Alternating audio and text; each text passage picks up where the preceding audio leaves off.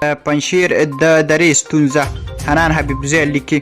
د بغلان ولایت د اندراب سیمه یو نری غرنۍ ډوله دره ده چې شمال لور ته له نهریان ولسوالۍ سره سویل ته له پنجشیر لویدیځ ته له خنجان او ختیځ ته فرخار ته څیرمه پرته ده پخوا اندراب ټوله یو ولسوالي وه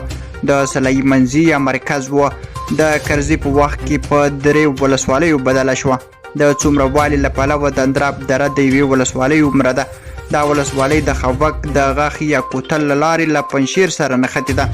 که دا ولسوالۍ له طالب ډلې سره وي پنجشیر د خوراکي توکو له لږوالي سره مخ کیږي ځکه د پنجشیر نورې غاړې د طالب ډلې په واک کې دي د ختیځ لویدیځ او سویل خوا ولایتونه لغمان کاپیسا او پروان دي چې د طالب ډلې په ولکه کې دي د سالنګ دره چې پروان له بغلان سره نښلوي هم د طالب ډلې په ولکه کې ده چې د پنجشیر د لاسرسي مخه نیسي د هوا له لارې پنجشیریان نشي کولی دغه ولایت ته لوجستیکي او خوراکي توکي ورسوي د هغې لپاره پکار ده چې بدخشان یا تخار د پنجشیر څخه وچلول شي اوس شمال ختیځ ولایتونه په بشپړ ډول د طالب ډلې په ولکه کې دي لکه بدخشان او تخار د ځایي طالب ډلې لخوا کابو کیږي چې تاجک توکمي دي هلته د دریم ځواک د پخو ځای موندل ډیر سخت کار دی له طالب ډلې سره د احمد مسعود بوډاوالی مخالفت هیڅ ځای نه نیسي پرته له دې چې پنجشیري هېوادوال له لوږې او خوراکځواکۍ له کبله اوږد وغځېږي په ځانګړي ډول په ژمي کې دا ډیره سخته وي چې هلته د لوږې له کبله د وګړو ژوند وژغورل شي که طالب ډلې هیڅ برید هم ورباندې ونه کړي پنجشیر د مسعود د زوی له لاسه وځي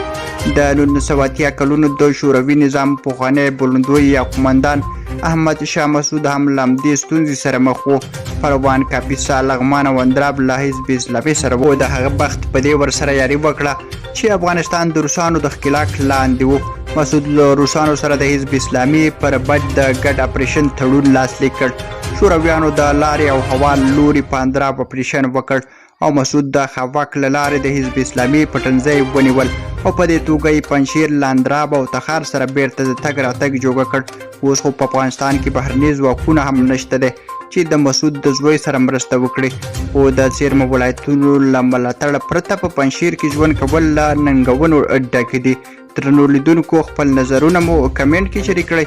او زموږ د یوټیوب چینل هم په پای کې سبسکرایب کړئ له لیدلو مو مننه